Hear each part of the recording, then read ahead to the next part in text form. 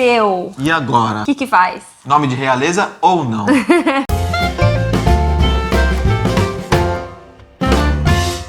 Exatamente, nome de realeza. No nosso caso, óbvio, né?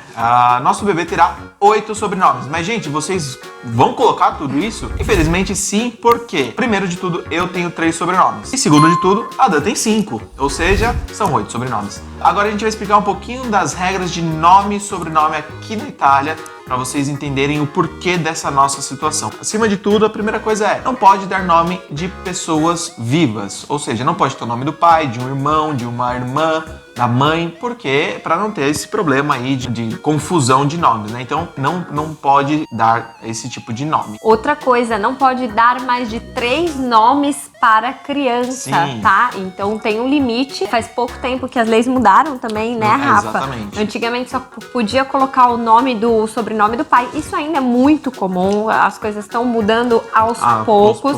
Mas assim, é o nome da criança e o sobrenome. Então, por exemplo, Giuseppe Garibaldi. E só. Inclusive é importante lembrar, e uma curiosidade, essa lei de doppio cognome é o sobrenome, doppio cognome, ou seja, sobrenome duplo aqui na Itália, aconteceu por causa de um casal ítalo-brasileiro, ou seja, a mãe era brasileira, o pai italiano, e ela queria o direito de nomear o filho do jeito que ela queria. Eles não podem obrigar você a escolher. Óbvio que tem as regras básicas, mas a partir do momento que eles impedem você de colocar o nome que você quer, eles estão negando o direito à identidade da criança. E o juiz deu grande causa, óbvio, para os pais.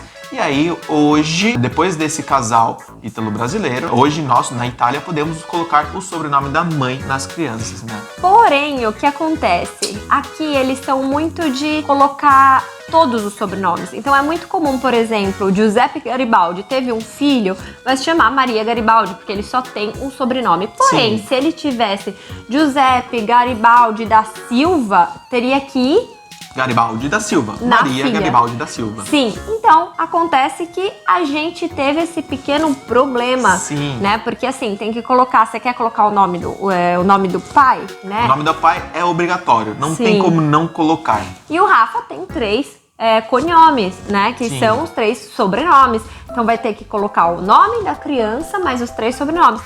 Mas a gente também quer colocar o nome da mãe. Eu tenho 5, gente. Eu tenho 5 sobrenomes. Meu nome. No Brasil já é muito longo, mas o meu é mais ainda. Então, se tiver que colocar, vai ter que colocar os 3 do Rafa e os 5 meus. Outra situação, outra regrinha os nomes estrangeiros de crianças nascidas na Itália têm que ser com as letras do alfabeto italiano, o alfabeto latino que a gente conhece, A, B, C, D, F, G, com a inclusão do K, do W, Y e J, porque aqui é uma letrinha um pouquinho diferente, J, não é tão aceita como, não é tão normal quanto no Brasil, por exemplo. Sim. Mas tem, por exemplo, tem o nome Jéssica. Jéssica, sim. Inclusive tem Jéssica com G. Aqui o mais comum é Jéssica com G. Mas tem Jéssica com J também. Para crianças com os pais desconhecidos, não se pode colocar nome de alguma celebridade ou alguma celebridade da cultura daquela criança, ou então da região onde aconteceu o ato de nascimento. Tem que ser um sobrenome italiano, tá? E é um sobrenome comum, digamos assim. Sim. Outra coisa, eu vou colocar o nome do meu filho, o nome da minha mãe que é viva, e não pode, tá? Não pode. Na hora do registro, o oficial vai falar, olha, pela lei você não pode isso.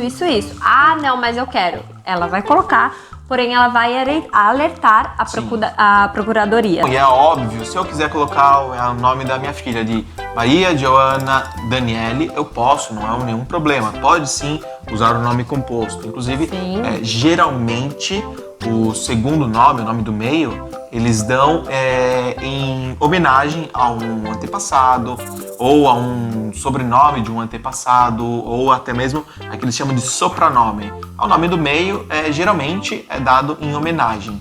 Então, você sim pode colocar Pierantônio Luigi, porque o vô se chamava Luigi, né? Pierantônio Luigi Daniele. Inclusive no Sul tem muito isso. Sim. O pessoal do Sul ainda tem muito disso de homenagear, né? Inclusive Tem muitos casais lá no grupo das meninas que as meninas não querem colocar o nome do sogro, da sogra, enfim. Mas aí é uma coisa bem interessante. Mas acontece que a gente também tem isso no Brasil, né, Rafa? Sim, muito. De homenagear. João, né? filho, João, né? Sim. Enfim. Uma coisa interessante é que antigamente era mais limitado a questão de nome. Os próprios sobrenomes que a gente tá falando também. Sim, né? exatamente. Mas a gente vê muito nome aqui que é Ásia. Ásia, né? como continente Como Ásia. continente. Ou só com a letra I, ou também com a letra J, que aqui se chama Ilunga e tem o som de I, né? Então, por exemplo, como a gente deu o exemplo do nome Jéssica com J, aqui, teoricamente, a pronúncia seria Jéssica, ao invés de Jéssica, como seria no Brasil para nós. E tem a Ásia, a gente tem inclusive uma colega que se escreve A-S-J-A, mas se lê mesmo Ásia. E antigamente não podia, né, Rafa? Hoje em dia... Então eles são bem mais flexíveis em relação a isso. Esse é um exemplo muito comum, porque a gente vê muito esse nome aqui, né? Agora, Rafa, voltando pro nosso caso particular. Bom, como que vai ser? Vai ficar com esse nome? Vai ficar com esse nome. Não, brincadeira. Gente, sim, nós queremos colocar tanto o meu nome, o meu sobrenome, quanto o sobrenome da Dan. Mas nós temos essa particularidade de termos eu 3 sobrenomes e ela 5 sobrenomes. Eu já entrei em contato com a prefeitura de Treviso, que aqui a nossa província é Treviso, então eu já entrei em contato com eles. Eles falaram que assim, bom, você pode colocar o nome que você quiser, no sentido de é obrigatório o nome inteiro do pai, e se não quiser colocar o da mãe, não tem problema. Mas se quiser colocar o da mãe, tem que colocar o sobrenome inteiro também. Aí eu virei e falei assim, tá, mas eu nasci no Brasil, tá? E a minha esposa também nasceu no Brasil e, além de tudo, ela tem a cidadania portuguesa, tá? Nós não podemos registrar como a nossa cultura diz. Ela falou, olha, a gente está na Itália, a criança vai nascer na Itália e a criança vai ser italiana. Então tem que ser respeitada a lei da Itália. Óbvio que eu posso entrar com um advogado, posso entrar com isso, posso entrar com uma ação, e no final das contas, eles não podem impedir o direito à identidade. Que foi o que aquele casal fez, Que foi o que aquele casal ítalo-brasileiro fez. Mas a gente vai fazer isso? Não. Não, porque tem uma solução um pouco mais fácil, sem precisar colocar advogados no meio e tudo mais. O que a gente pensou em fazer, e eu já falei com essa responsável, né? Inclusive é ela que faz todos os processos, que eu estou inclusive fazendo no meu caso, né? Que é o câmbio de cognome. O que significa? A mudança de sobrenome. Eu estou diminuindo o meu sobrenome de 3 para 2, bem, não é muito, mas eu já estou fazendo esse processo. É um formulário que você preenche, fácil, simples, rápido, 2 marcas da bolo de 16 euros e você manda e eles fazem o processo de alteração do sobrenome. Ponto resolvido. Ou seja, você vai gastar 32 euros e vai mandar a declaração, né? Você imprime, preenche lá e manda a declaração. E basicamente assim, eu vou justificar o porquê eu estou mudando o meu sobrenome e tem que ser uma justificativa plausível, senão é óbvio que eles não vão aceitar. No caso dos nossos filhos, a gente coloca 2, né? Depois da minha alteração de sobrenome. 2 nomes, mais os 5 da Dan. A gente pode sim e iremos fazer essa alteração. E ela já me garantiu. Nesse caso, obviamente, a gente não vai deixar a criança de vocês com 7 sobrenomes. A gente vai autorizar... 8?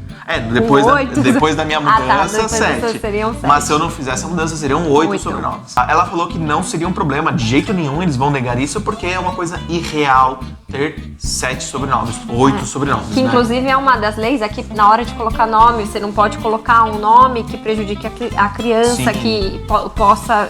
ser motivo de chacota, de ser vergonhoso. Isso, e esse é um dos... A gente sabe que pode ser um motivo pra brincadeira e bullying, né? Ainda mais com crianças.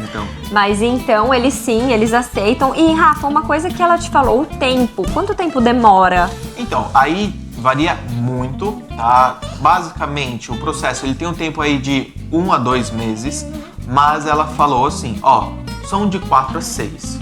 Eu pesquisei tudo certinho, o processo em si é de 1 a 2 meses, porque tem que ficar 30 dias no diário publicado, se alguém contestar. É a mesma coisa, inclusive, para casamento. Fica publicado, alguém tem o direito de vir e contestar.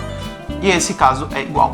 Porém, eles falam 4 a 6 meses. Ponto, acabou. Esse é o prazo que vai demorar. Pode sair antes? Pode. Vamos ver. Inclusive, a gente vai até falar lá no Instagram, então segue a gente lá, deixa aqui embaixo, que a gente vai contando tudinho pra vocês, né? E outra coisa, uma pergunta que eu tive também, perguntei pro Rafa, ele ligou de novo pra mulher, documentos, vai ter que mudar tudo. Óbvio. Ela falou, inclusive ela falou, eu fiz a questão em relação ao nosso filho, né? Porque até então, nascendo, vai ser só o códice fiscal, ou seja, só o CPF. Eu falei, mas vai precisar mudar? Ela falou, é óbvio, vai ser outro nome, então vai precisar gerar um novo CPF. Ela virou e falou assim, inclusive no seu caso, CPF, carteira de identidade, passaporte, carteira de habilitação, todos os documentos. No caso do Rafa, como, lógico, é adulto, já tem todos os documentos e tal.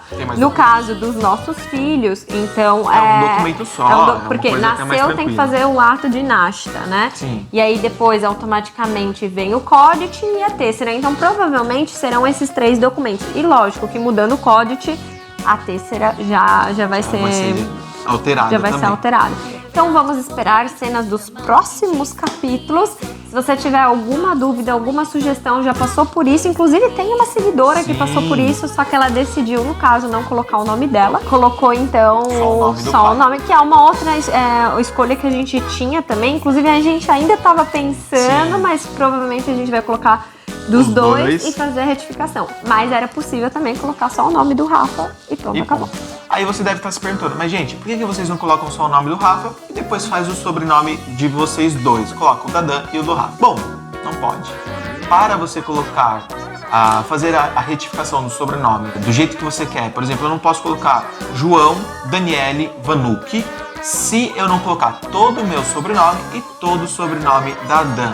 Então, eu vou ter que colocar todo o meu sobrenome, todo o sobrenome da Dan, e aí depois escolher um sobrenome de cada. O meu, um da Dan. Aí sim a gente pode escolher. Aí pode escolher. E outra coisa interessante pra finalizar é por que só o sobrenome do pai? Nossa, mas que machismo, muita gente fala, né? Por que, Rafa? Ué, como que você faz pra comprovar que o filho é do pai? Pode parecer besteira, mas não. Mas da mãe, a gente sabe, a mãe vai parir o filho. Então, necessariamente é da mãe. Não tem como você falar que aquele filho não é daquela mulher.